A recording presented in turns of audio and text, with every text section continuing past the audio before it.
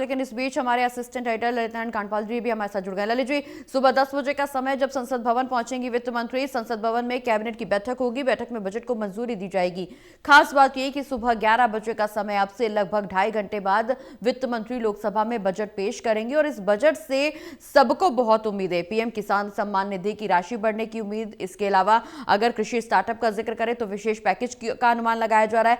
Tax slab में भी भारी बदलाव की उम्मीद जनता को नजर आ रही है।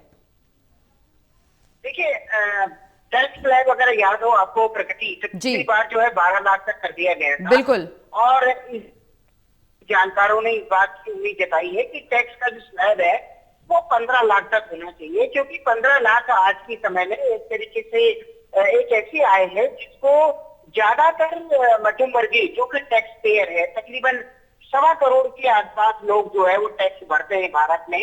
उनमें से ज्यादातर लोग जो है इस आय को कमाते हैं, तो क्योंकि उनको कई जगह टैक्स देना पड़ता है, तो इसलिए 15 लाख तक का स्लैब होना चाहिए। अब लेकिन सरकार कितना करती है ये सबसे इम्पोर्टेंट बात है।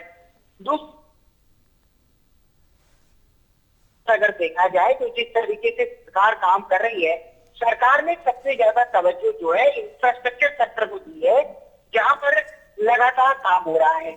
एग्रीकल्चर के क्षेत्र में भी लगातार हुआ है।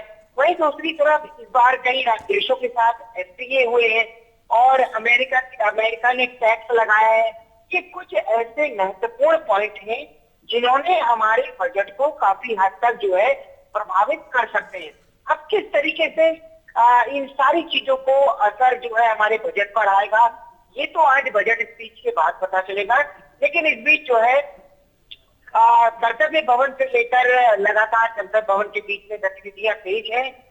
वित्त मंत्री निर्मला सीतारमण वित्त मंत्रालय पहुंच चुकी है। कर्तव्य भवन में इस साल पहली बार रविवार के दिन पहली बार भारतीय इतिहास में बजट पेश होने जा रहा है जी। और इससे पहले जब कभी भी रविवार पड़ा है तो रविवार को न पेश होकर एक दिन पहले कर दिया गया, लेकिन रविवार को मोदी सरकार में जो है पहली बार बजट पेश हो रहा है। जी प्रगति। चलिए, बहुत बहुत शुक्रिया ललित जी, ये तमाम जानकारी दर्शकों तक पहुंचाने के लिए।